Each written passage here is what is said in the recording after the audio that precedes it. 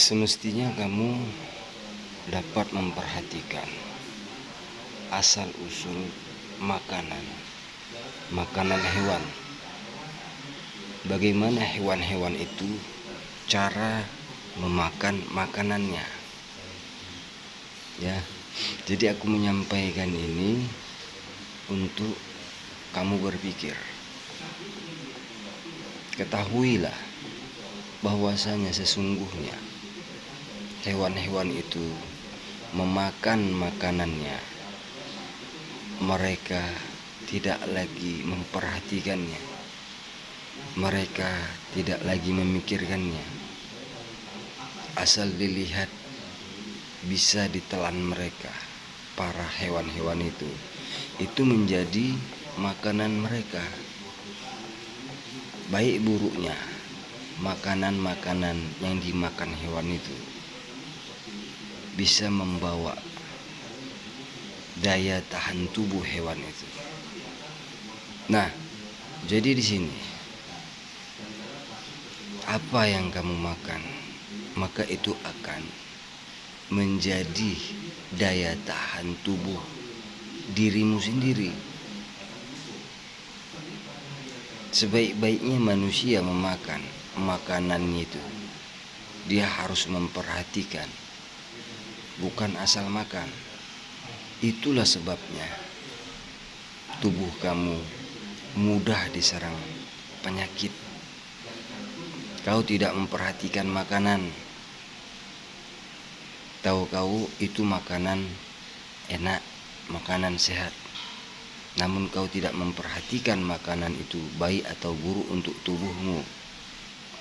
Nah, di sini aku menyampaikan satu bab ilmu tentang kesehatan untuk semua sahabatku yang mau hidupnya sehat. Namun sebelum itu kamu harus mendukung, ya, harus membagikan video-video yang ku upload. Itulah buktinya kamu mau mendukung satu ilmu kebaikan dari apa-apa yang ku posting, yang ku upload di video ini. Oke, baik teman, kita lanjutkan.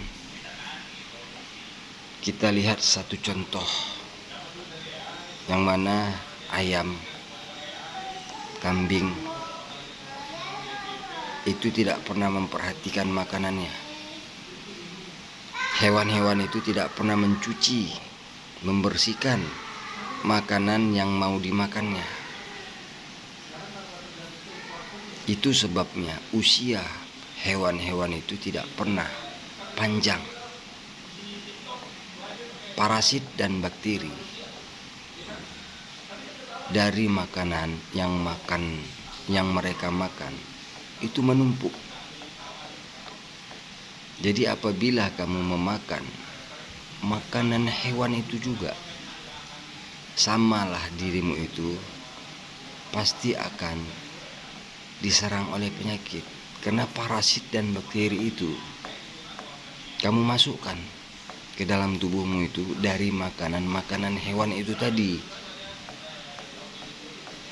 Logika dengan akal sehat kamu, biar bisa kamu berpikir. Jangan memakan makanan yang kamu tidak mengetahuinya asal-usulnya, yang tidak bersih, yang tidak sehat. Kebanyakan para manusia mendapati bibit penyakit itu dikarenakan dari pola makan, bukan dikarenakan dari pikiran. Bukan, teman, sobat. Kalau memang dari pola pikir mereka mendapatkan penyakit, bagaimana para pakar kesehatan, orang-orang sufi, mereka selalu berpikir bagaimana untuk mendapatkan kesehatan, bagaimana menteliti makanan-makanan yang sehat itu. Itu artinya kan mereka sangat berpikir. Ya, ini hanya sekedar motivasi. Ini hanya sebagai memberikan akal sehat kamu biar bisa berpikir. Benar atau tidaknya itu kembali kepada kamu.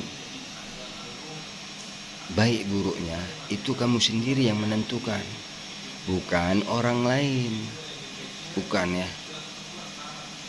Dirimu sendirilah yang menentukan hidup dan mati perjalanan yang kau jalani.